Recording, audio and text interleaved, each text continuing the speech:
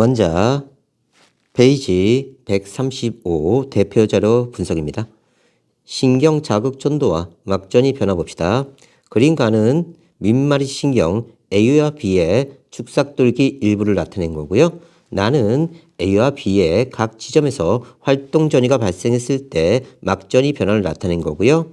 표는 A와 B 중 하나는 P 지점에 나머지는 Q 지점에 각각 역치 이상의 자극을 동시에 1해 주고 4ms 지났을 때 D1과 D3의 막전이 나타낸 것이다.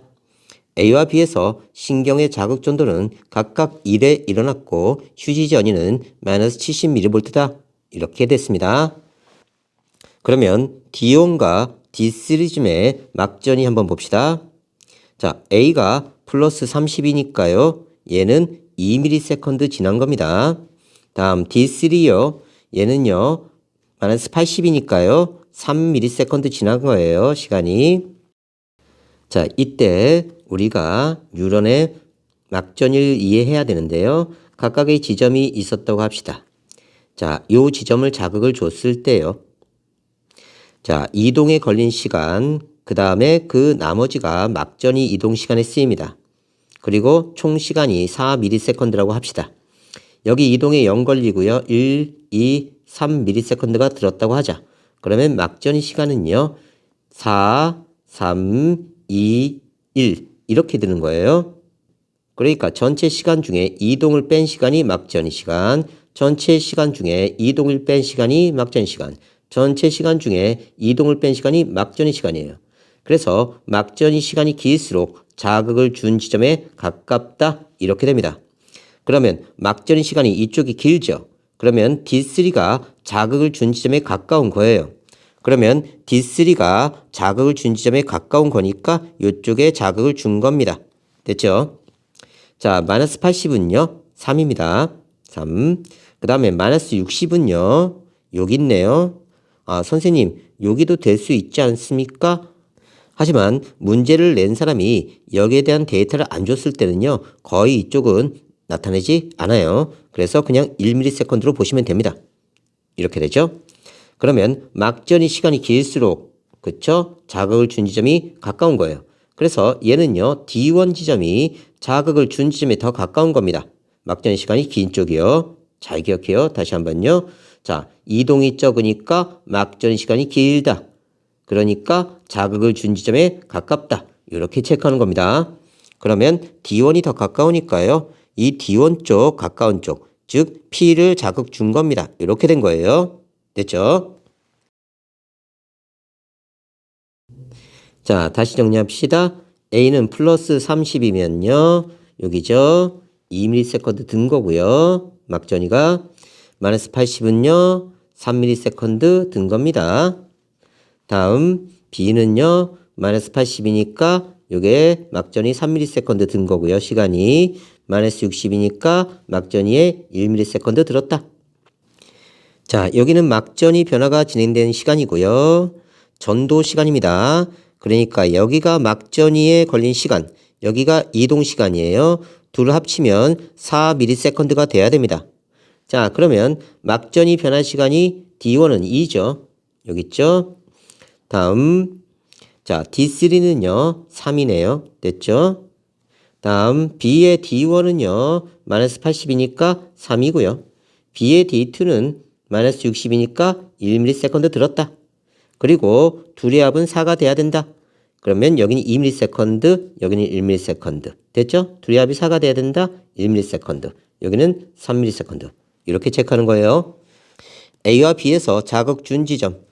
뭐라고 그랬죠? 자극 준 지점 쪽이 막전이 시간이 더 길다. 그래서 A는 Q를 자극한 거고요. B는 P를 자극한 거다. 막전이 시간이 긴 쪽이 자극을 준 지점에 가깝다. 막전이 시간이 긴 쪽이 자극을 준 지점에 가깝다. 그래서 A는 Q를 자극한 거고 B는 P를 자극한 거다. 됐죠? 자, 신경 전도 속도. 자, V는 T분의 S죠. 그러면 A는요. Q를 자극한 다음에 이렇게 진행된 겁니다.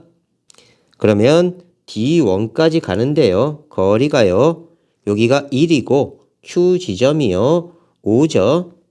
그러면 여기 4네요. 거리가. 그러면 VA, A의 속력은요.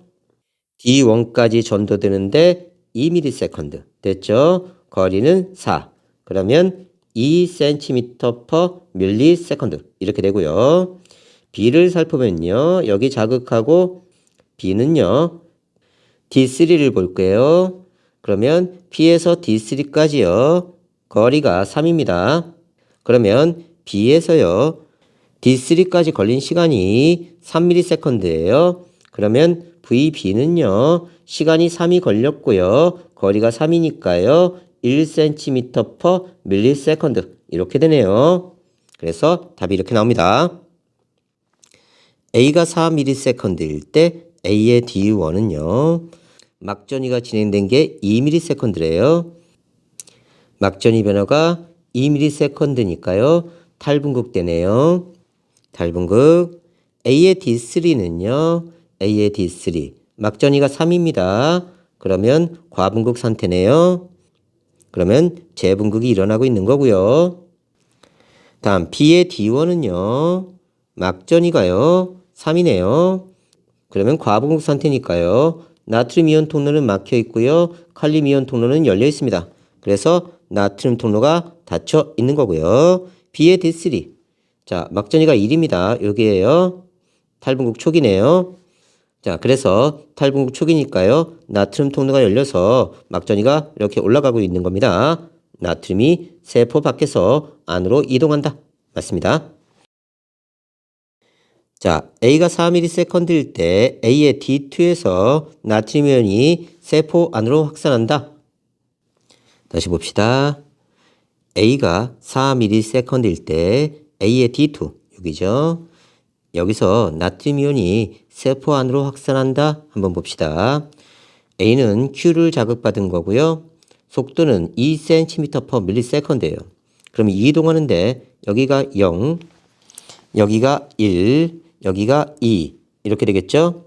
그러면 여기까지 걸린 시간은 0.5, 여기는 1.5 이렇게 되네요. 자, 총 4ms에서요. 이동하는 데 걸린 시간 빼고 나머지가 막전이 시간입니다. 그러면 여기 막전이 시간이 2.5가 되면서 합이 4가 되겠네요. 막전이 시간이 2.5니까요. 그래프에서 보면요. 여기까지 과분극대가 3이고요. 그 다음에 탈분극의 가장 높은 지점 여기까지가 2고요. 마이너스 61대가 1입니다. 그러면 2.5면요. 여기 있네요. 재분극 상태입니다. 재분극 상태니까 나트륨 이온 통로는 막혀 있고요. 칼륨 이온 통로가 열려서 칼륨 이온이 바깥쪽으로 나가고 있는 상태입니다.